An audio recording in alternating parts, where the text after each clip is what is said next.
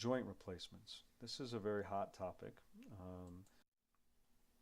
There are projected increases for joint replacements. So by the year 2030, it's expected that the total knee replacements in this country are expected to increase by about 673%. It is thought that there are not enough orthopedic surgeons in this country to keep up with this demand of knee replacements.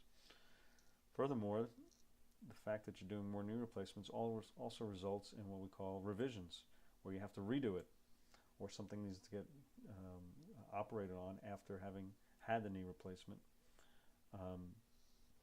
This is a bigger surgery when it's done a second time, with more complications associated with it. Hip replacements are also going up, as well as the revisions of these hip replacements, and this is anticipated. And the group of the fastest growing group are the 45 to 54-year-olds, who are very likely to need the revisions because they'll live long enough for them to see the parts wear away.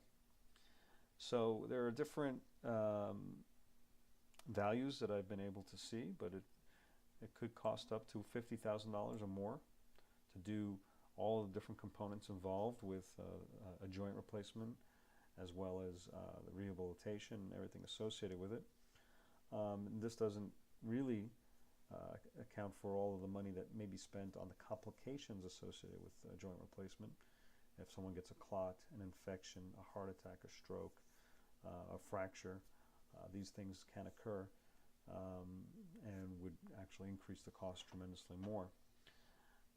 And there's been research to show that the people getting these joint replacements, according to the guidelines that determine who would be a candidate, about a third of them are not regarded as appropriate candidates when researchers go back and look to see.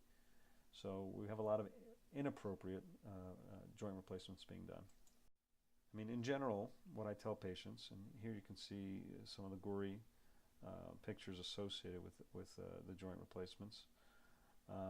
What I tell patients is that really, if you're not considering a regenerative option, before you have a major joint replacement, not only do you need imaging to tell you that you have advanced arthritic disease in the hip or the knee, for example, but you really should have tried everything else, and the pain is so intolerable and nothing else is working that the surgery is a last resort.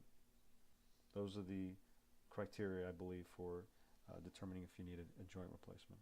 We started to touch on the complications. Infection is number one, but blood clots are not uncommon. You can have a change in the length of your leg.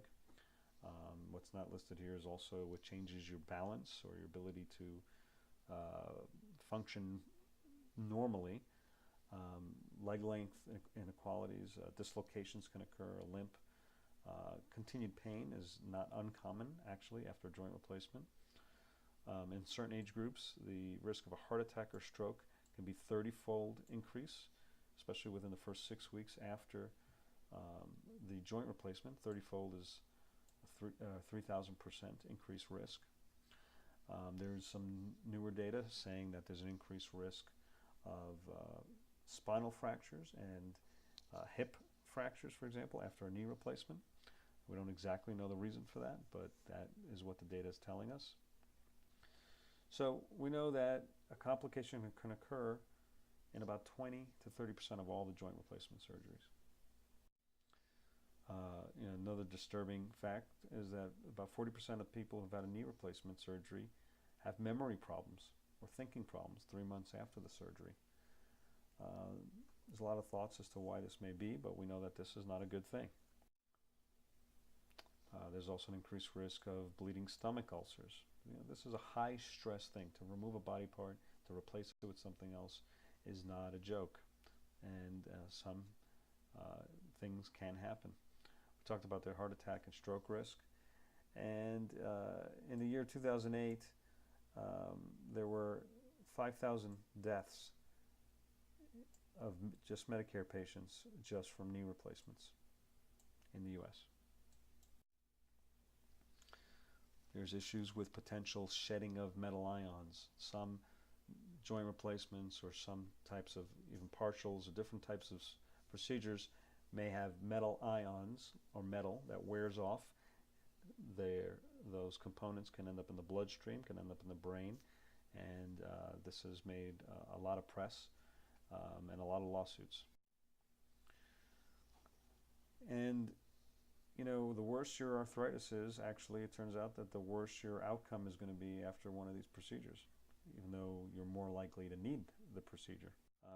People often feel that they'd like to get back to higher level of activities, and perhaps it's advertised that way, that they will be able to, but really what we know is that only 65% can get back to active in sports that they were prior to the joint replacement, excluding golf.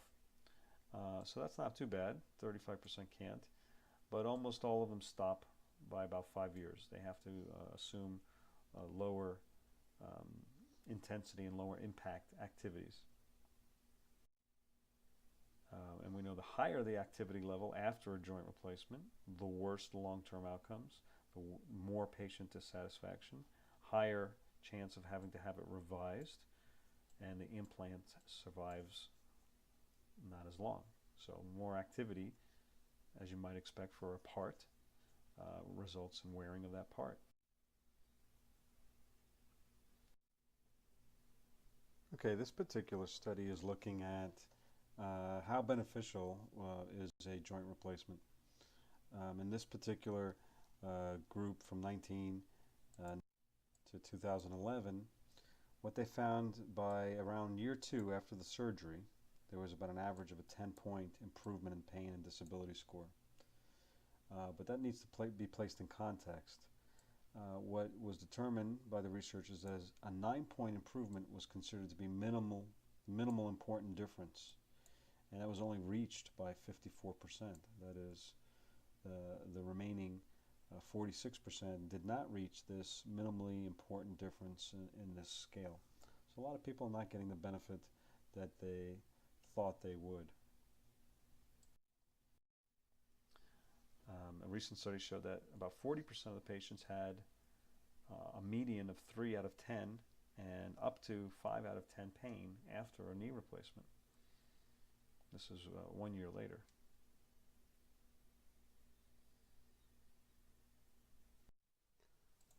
Okay, this speaks to the fact that there is a fair amount of people who continue to have pain after total hip replacement or total knee replacement. In this case, about 2/3 of the hip replacement patients and about 90% of the knee replacement patients continue to have a significant amount of pain at 4 to 6 months after the surgery. And some of the pain could be as high as 4, 5, or 6 out of 10 pain. You know, you would think if you're going to go through a major surgery like that, and people have been surveyed, you say, look, if you're going to have a knee replacement, how much pain do you think you're going to have afterwards? Well, most people would say, I don't expect to have any pain, that's why I'm doing the surgery. Unfortunately, that's not always the case. Most people think that 90% of the patients will have 0 pain after a joint replacement. And as you can see by this graph, these are the different pain intensities. People can continue to have significant amount of pain. To be fair, we'll talk about long-term research. Has been shown that patients feel that they get good to excellent results with a hip replacement about 80% of the time. And then moderately good results about 11% of the time. So about 90% of the patients get moderate or good results with a hip replacement in this particular study. But about 6% feel that they've been unchanged and 3% actually get worse. The numbers are not quite as good for a knee replacement. 64% feel that they've had good results, good to excellent, 20% moderate results, and 13% are unchanged, and 3% worse.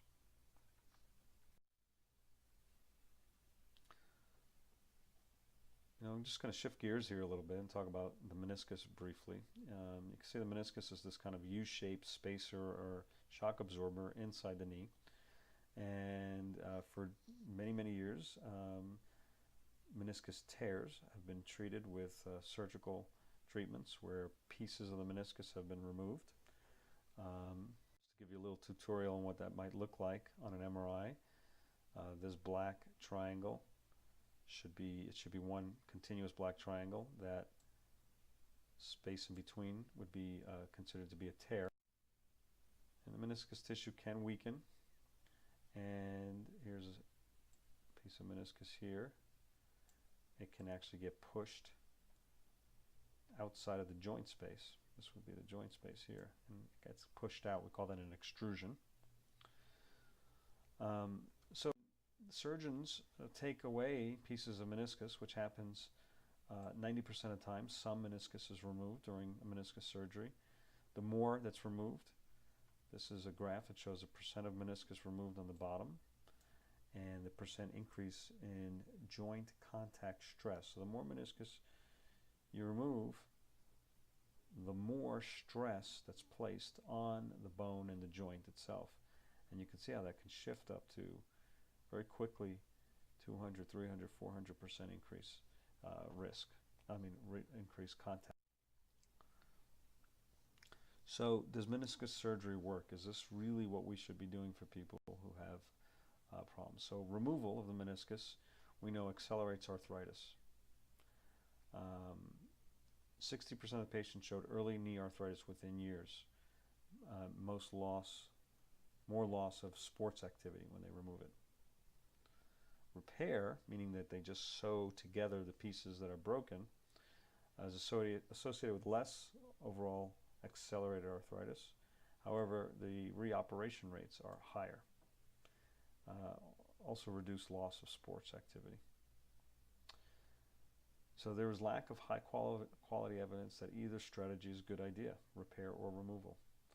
There's been research to show that surgery versus a pretend surgery, they show that it was arthroscopic partial meniscus surgery was no better than a fake surgery for tears that are considered degenerative, that just kind of happen over time as opposed to from a traumatic event.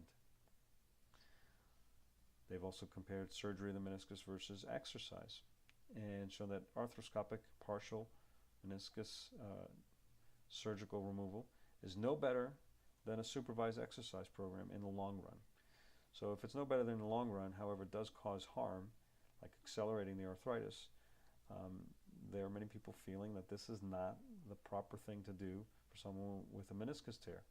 I would say perhaps it's more indicated if they have a traumatic tear or if the tear has resulted in a piece of the meniscus being dislodged, perhaps flipped over and getting stuck so that there are mechanical symptoms in the knee, that is where the knee cannot bend or straighten fully because of that.